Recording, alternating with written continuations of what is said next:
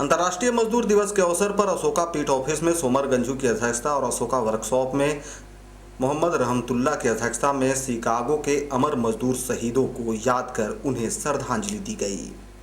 मजदूरों को संबोधित करते हुए अरविंद शर्मा ने मई दिवस को आज के परिप्रेक्ष्य में प्रासंगिक बताते हुए कहा कि 134 वर्ष पूर्व की मजदूरों की शहादत के कारण ही मजदूर आज सम्मान से जी रहे हैं।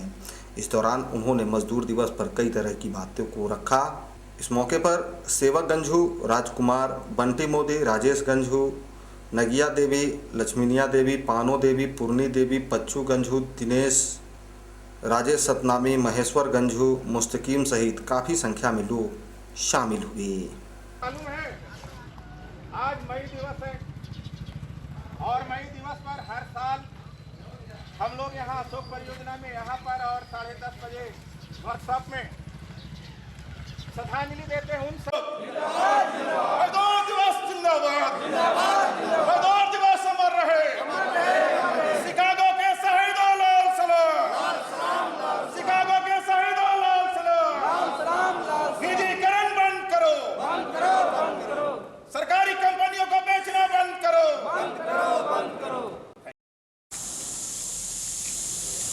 साथियों, आज मजदूर दिवस है और आज से 134 साल पहले की जो घटना थी, शिकागो शहर में जो मजदूरों ने शहादत दिया था 8 घंटा काम की सीमा तय करने के लिए, आज उसे आंदोलन का, शहादत का, कुर्बानी का याद करने का दिन है। और आज इस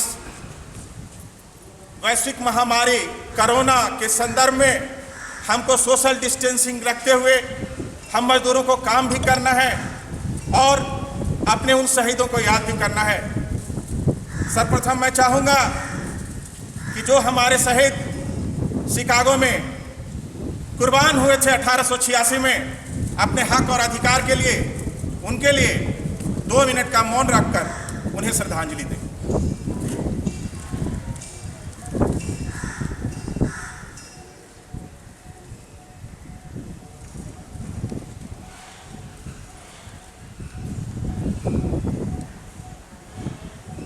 धन्यवाद साथियों। आज कोई बहुत बड़ा कार्यक्रम नहीं कर सकते, हम लोग सामाजिक दूरी बनाकर एक उन्हें याद करने का काम कर रहे हैं। उन शहीदों को हर वर्ष हम अशोका में एक परिपाटी के अनुसार उन शहीदों को याद करते हैं, उन 8 नामों को याद करते हैं जिन्होंने 8 घंटा काम, 8 घंटा मनोरंजन, 8 घंटा आराम के लिए आह्वान किया। 1 मई 1886 को शिकागो शहर में हड़ताल का आह्वान किया। 2 मिनट और हड़ताल शुरू हुई। हड़ताल चूंकि शोषण के खिलाफ हड़ताल थी, दबे कुचले के खिलाफ हड़ताल थी। मजदूर का शोषण बहुत होता था, 24-24 घंटे काम करते थे। इसलिए जब हड़ताल शुरू हुई, 1 दिन की हड़ताल का आह्वान था, परंतु वो हड़ताल जारी रही। और वो हड़ताल जब जारी रही, 3 मई को मार्गिक हार्वेस्टर्स रीपर्स कंपनी है, उस जमाने में शिकागो में वहाँ एक सभा हो रही थी।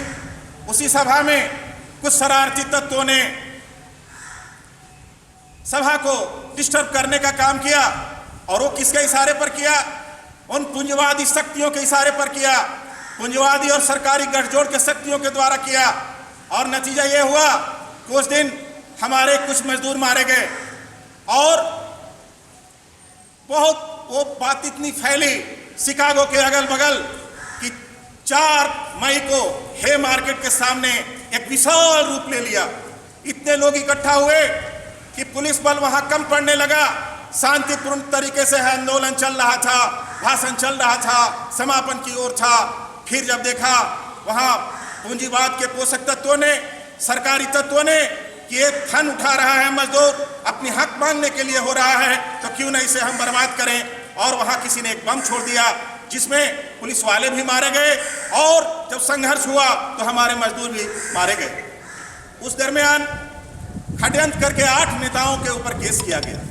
जिसमें Albert Parsons, Augustus Spies, Adolph Fischer, George Engel, Louis Lingg, Michael Schwab, Oscar Neebe और शामिल फील्डन शामिल थे। इन लोगों को फांसी की सजा सुनाई गई, जिसमें 4 को फांसी दे दी गई। लुईस लीग जो सबसे कम उम्र के थे, उन्होंने तो फांसी के 1 रात पहले ही आत्महत्या कर ली। बाकी 3 की सजा, जो शामिल फील्डन और मिखाइल श्वाब और ऑस्कर नीबे को आजीवन कारावास दे दिया गया। ये बात इतनी फैली पूरे यूरोप में, हर जगह मजदूर उद्वेलित हो गए और जब उनको फांसी 11 नवंबर 1887 को दी गई, उसके बाद ये और आग की तरह फैला और आंदोलन जारी रहा। और नतीजा ये हुआ कि जब विश्व में सारी शक्तियां मजदूर के विरोध कर रही थी, लेकिन मजदूर भी संघर्ष कर रहे थे। और जब इंटरनेशनल लेबर फेडरेशन के द्वारा पेरिस में 1 मई 1889 को कन्वेंशन हुआ, उसके द्वितीय कांग्रेस में यह प्रस्ताव लाया गया कि जितने हमारे शहीद हुए हैं साथी, इसमें उनके लिए 1 मई अंतर्राष्ट्रीय दिवस घोषित किया जाए, जो बाद में फिर लागू हुआ, 90 से मनाना शुरू हो गया वहाँ। और इस दरमियान साथियों, वहाँ शिकागो शहर में 1893 में जब वहाँ के गवर्नर जनरल के पास ये फाइल गया कि ये 3 कैदी क्यों बंद पड़े हैं, ये मजदूर के नेता क्यों बंद पड़े हैं, जब उन्होंने फाइल को पढ़ा तो कहा कि इनके साथ अन्याय हुआ है, इन्होंने कोई गलती नहीं की, इन्हें साजिश पे फंसाया गया है, इनको अपने पक्ष रखने का कोर्ट में टाइम नहीं दिया गया है, जूरी ने गलत फैसला दिया है। उन्होंने अपने एकाधिकार से उन तीनों को रिहा कर दिया। और ये आंदोलन पूरे विश्व में एक मुकाम हासिल किया, जिसी के अंतर्गत हम आज 8 घंटे की काम, 8 घंटे मनोरंजन और 8 घंटा अपने परिवार के साथ अपना वेलफेयर लाइफ बिताते हैं।